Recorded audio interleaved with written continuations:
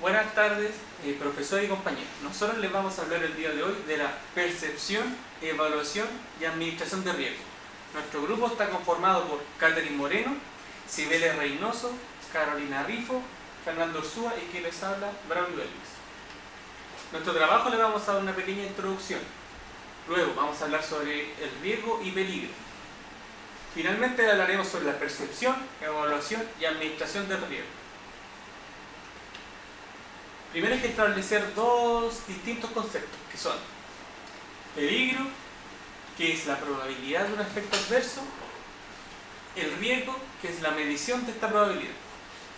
Entonces se nos postulan tres preguntas. Por ejemplo, hay que definir lo que es el incidente. ¿Qué podría suceder? El peligro. ¿Por qué podría ocurrir este incidente? Y el riesgo. ¿Qué tan grave puede ser esta acción? En esta imagen veremos una cierta cantidad de peligros. Por ejemplo, puede ser el caballero que está fumando en donde no se debe, las botellas que pueden producir un corte si es que se rompen, estos tubos que indican un peligro de una caída que puede ser fatal, la corrosión de este material que puede llevar a una intoxicación o bien a una caída, etc. La diferencia entre el peligro y riesgo es que el peligro, primero que nada, se identifica. Por ejemplo, si se tiene una sustancia química, y primero hay que identificar si esta conlleva algún peligro. En el caso de la benzina, si esta se puede denominar como una sustancia inflamable. Y el riesgo se evalúa. Es decir, en el caso del combustible, hay que ver el tipo de combustible. Si es la gasolina, el riesgo va a ser alto. Si es GLP, el riesgo es medio. Si es de diésel, el riesgo es bajo. Otro ejemplo más que colocamos en el trabajo. Por ejemplo, manejar por una autopista en un vehículo. No hay problema si es que se hace de forma moderada, ¿cierto? Pero si se maneja en una tormenta, el riesgo va a aumentar. Pues la posibilidad de salir lastimado va a ser mucho. Luego, al afeitarse, no hay ningún problema en esto. Pero si se afeita un oso, es probable que te puede llevar hasta matar. Finalmente, usar un secador de pelo. Este no es el problema si se hace en un lugar seco. Pero si se hace dentro de una tina o dentro del baño, podría ser también fatal. Los riesgos para la vida humana. Definimos los más principales. En los fenómenos naturales tenemos el tornado, huracán, sequía, terremoto, precipitaciones máximas, etc. Todo esto va a llevar un riesgo para la vida humana. En este caso, para el riesgo para la salud humana, quisimos definir lo que era una sustancia peligrosa. Que es un compuesto que también puede ser una mezcla, solución y sustancia, la cual al ser liberada al ambiente podría ocasionar un peligro para la salud pública y el ambiente. La peligrosidad de estas sustancias químicas constituyen una propiedad inherente que las puede hacer corrosiva, reactiva, explosiva, tóxica o inflamable. El riesgo se mide en cinco formas. Trivial, donde no se requiere ninguna acción. Aceptable, donde no se necesita mejorar la acción preventiva. Moderado, que es donde se deben hacer esfuerzos para reducir el riesgo. Importante, donde no se debe comenzar el trabajo hasta eliminar el riesgo. Y no aceptable, donde no se debe comenzar ni continuar nada que esté en el trabajo hasta eliminar el riesgo. Entonces los pasos a seguir para esto son primero la evaluación del riesgo. Después de esto, después de hacer un estudio de la probabilidad de que ocurra, se deriva a la administración del riesgo, donde se tomarán las decisiones políticas sobre esto. La percepción del riesgo. Si la percepción llegase a ser incorrecta, esta podría tomar un sentido erróneo. destinando recursos y toma decisiones de forma errónea en el tema de los riesgos. Generalmente cuando se le pide a un prevencionista de riesgo el tema de analizar este mismo, generalmente tienen poco acceso a estadísticas, por lo que en general se enfocarán netamente en la experiencia que ellos han tenido en estos casos. Pero ¿qué pasaría si la experiencia fuese baja en estos fenómenos naturales, por ejemplo? Podría conllevar a algo fatal de todas las personas que están presentes en el lugar donde ocurre.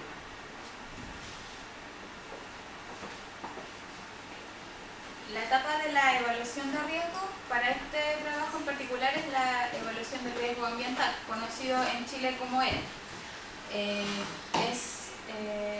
La entendida, es un proceso científico que permite estimar la probabilidad de que ocurran efectos adversos en humanos, animales o el ecosistema en general.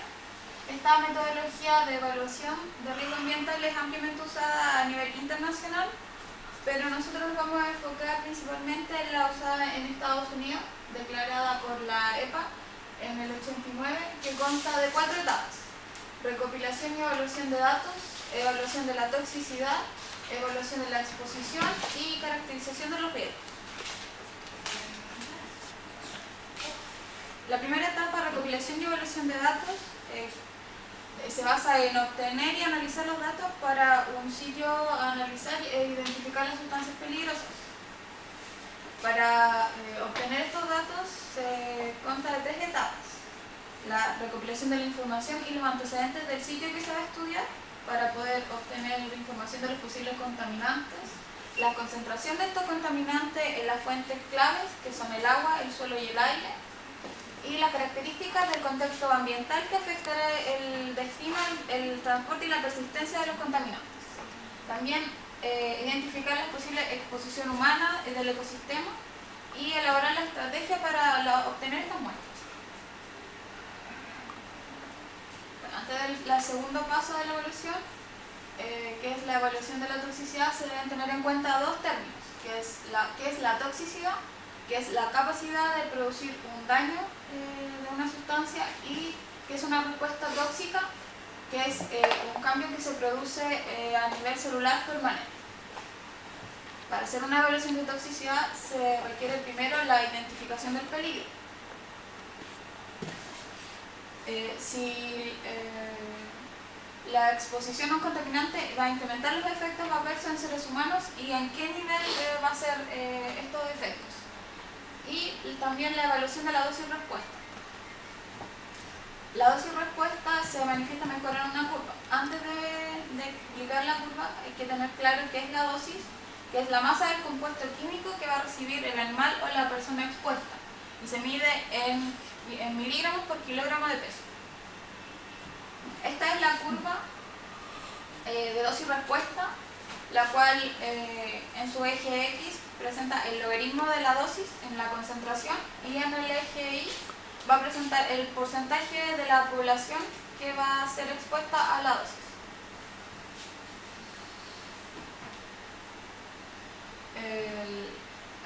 Algunos contaminantes o tóxicos presentan 2 tipos de curva, ya que pasan desde un umbral de toxicidad, puede llegar a pasar a un nivel de letalidad y provocar la muerte en los animales, ecosistemas o humanos que sean expuestos.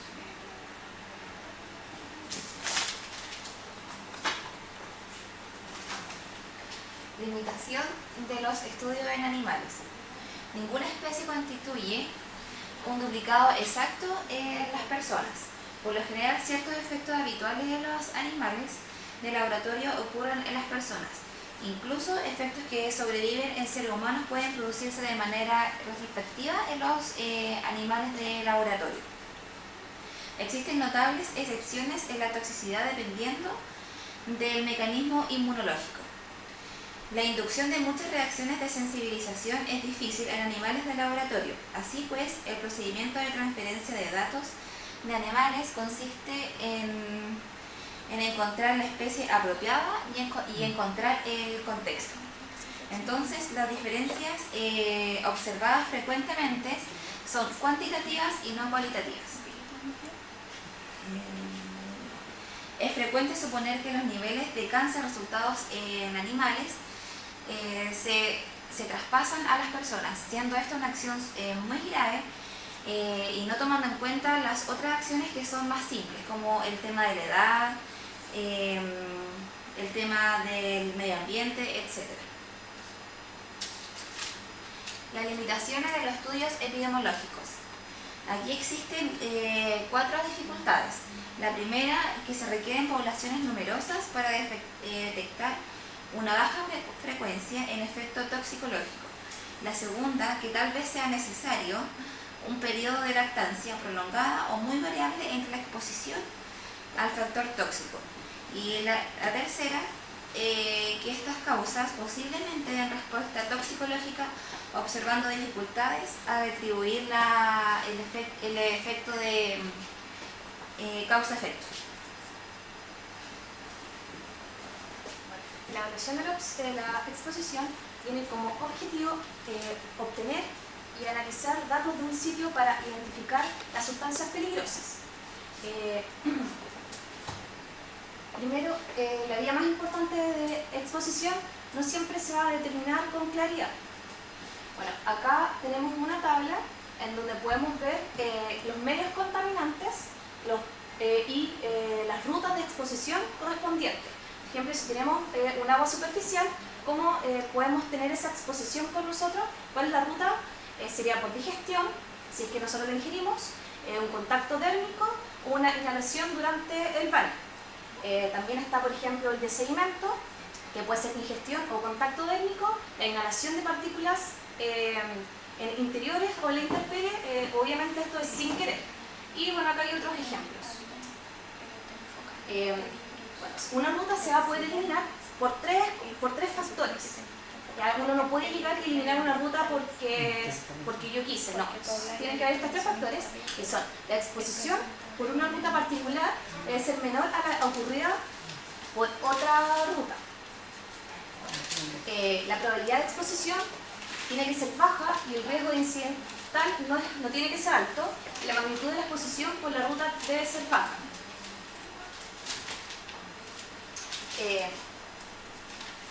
Bueno, la evaluación de la exposición total es la exposición de todas las fuentes importantes de exposición.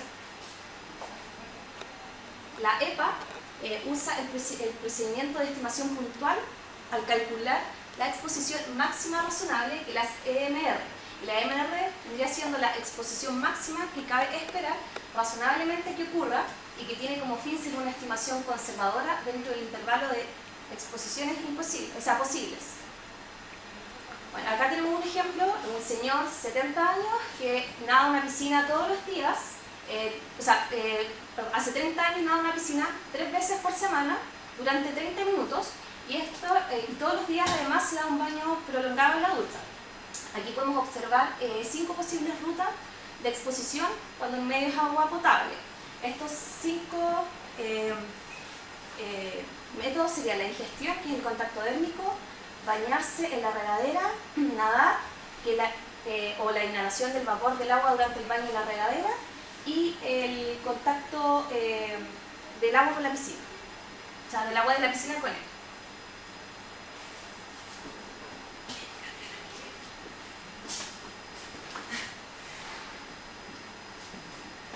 Ya, yo voy a hablar sobre la caracterización del riesgo.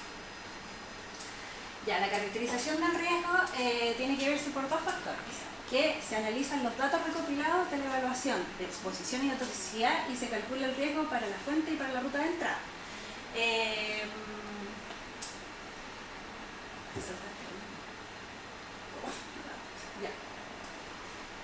Los riesgos, vamos a hablar ahora sobre los riesgos del cáncer, que es uno de los más estudiados.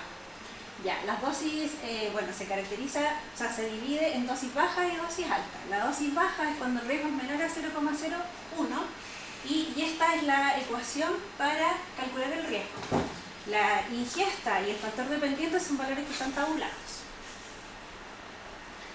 Por ahí era lo que yo hablaba, de que las dosis bajas eran menor al 0,01 y las altas es mayor al 0,01.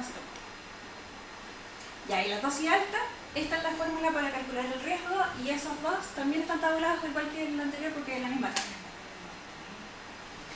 Ya, el cociente de riesgo es la medición que se emplea para describir el potencial de toxicidad no carcinógeno de un individuo. Este no se expresa como probabilidad estadística. Eso es importante, que no se expresa como probabilidad estadística porque se tiende a confundir. O sea, se tiende a decir que como lo otro sí se mide como probabilidad estadística, entonces se hace a veces una mala lectura de esto. Y eso es la ingesta partido por ese factor, que también está tabulado. Con el fin de tomar en cuenta las sustancias múltiples de una ruta, la EPA asume los riesgos de cada componente. O sea, bueno, como la Fer dijo antes, existen distintos factores de riesgo. Entonces, esos riesgos, para hacer un riesgo global, se suman.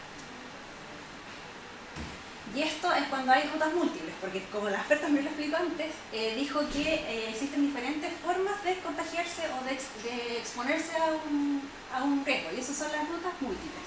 Entonces, esta es la formulita, siempre se suma, es la sumatoria. El índice para la evaluación de riesgo de sustancias y rutas múltiples. Esto fue lo que yo les hablé de que no era una probabilidad, esto es un número, pero también para hacer el total también es una sumatoria lo que hay que usar. La administración de riesgo se utiliza para decidir la magnitud de riesgo tolerable en circunstancias específicas.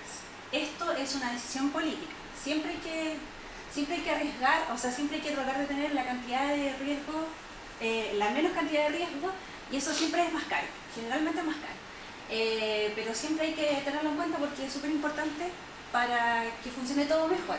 Y bueno, siempre se toman en cuenta 3 puntos que son modificar el ambiente, cambiar la composición y contrarrestar los efectos. Siempre hay que tener eso en cuenta para poder hacer una mejor decisión en cuanto a los riesgos. Y las personas están dispuestas a aceptar un riesgo más alto cuando se exponen voluntariamente a esto. O sea, cuando uno sabe que algo le hace mal, aún así se expone a este riesgo, eso siempre es más alto, porque de repente si a uno le dicen, no, es que tenéis que hacer tal cosa, y uno sabe que se arriesga, pero es obligatorio, entonces ahí uno dice, no, yo no lo hago porque me expongo, como que ese límite es menor. Y siempre hay que tener conciencia de tomar este límite cuando el riesgo es involuntario para tener un parámetro. Ese es el parámetro límite. También se sabe que los seres humanos están dispuestos a aceptar el riesgo si es cercano al de una enfermedad. El riesgo de una enfermedad es de 10 elevado a 6 personas. Esa es la unidad, personas por persona hora de exposición.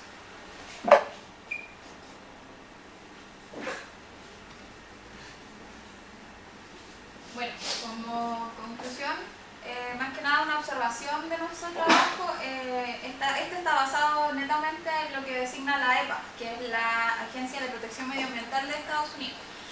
Ahora, en nuestro país, acá, este paso para la evaluación, para la identificación, evaluación y administración de riesgos no es tan bien definida, no existe una política que lo haya definido bien y sin embargo está en proceso de conformación.